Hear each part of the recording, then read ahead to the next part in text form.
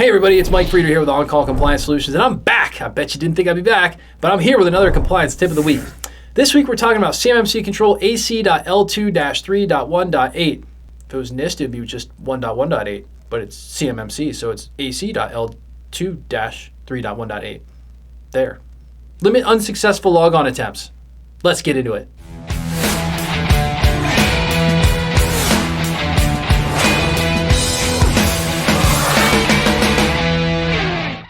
So hey, if you're a defense contractor who's feeling overwhelmed, tired, and alone, trying to understand all this CMMC, DFARS, and NIST SP 800-171 compliance stuff on top of an already colossal workload, well, I've got great news for you. You found your home here at On-Call Compliance Solutions, where we can help you transform into your company's on-call compliance hero.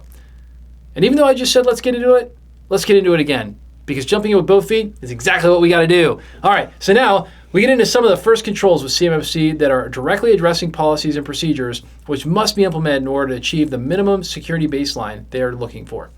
The goal with CMMC Control AC.L2-3.1.8 is limit unsuccessful logon attempts is to force you into making sure that there's a group policy in place or some policy in place to force a limit on unsuccessful logons and ultimately stop brute force attacks. That is where an attacker begins trying millions of passwords to try to randomly figure out what will work. And as you may or may not know, automated brute force attacks are one of the most common and successful hacks out there. And when you give an enemy millions of chances to attack you without locking them out, they're going to get in eventually, guaranteed. Now, if I was assessing this control, all right, if I was your assessor, if I was your father, Luke, I am your father. I would say, hey, two things I got to find out. One, determine if the means of limiting unsuccessful logon attempts is defined. So if I was going to answer that, all right, I'd say this is defined within group policy, right? There's a limit of 5 unsuccessful logons before the account is locked out. Boom, there's your documentation. That's how we determine it. There's a group policy there. Now, assessment point number 2, determine if the defined means of limiting unsuccessful logon attempts is implemented. Well, is the policy enabled? And maybe we'd answer it by saying implemented via the group policy, right? See the network documentation to see that that policy is enabled and linked. And with that, if you don't know anything about group policy, or you're trying to figure this out, or honestly, you're just tired of doing this stuff and you wish someone would just do it for you, the good news is, at On-Call, that's exactly what we do.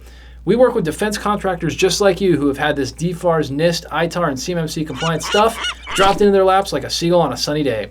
We teach you how to level up and be a proper on-call compliance hero for your company, eliminating gaps, gray areas, and getting this solved, all while showing you how to leverage compliance as your secret weapon to land more defense work with higher profit margins. Now that's what becoming an on-call compliance hero can do for you.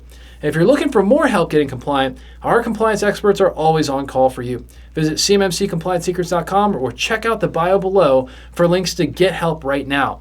If you love the content we're putting out here for you, help us with a big thumbs up on that like button, or even better, smash the subscribe button to get the latest compliance content as soon as we roll it out. Until the next compliance tip, my friends, stay safe and secure out there. And hit us in the comments below to let us know what you'd like to know more about when it comes to information security and compliance. I'll see you on the next one.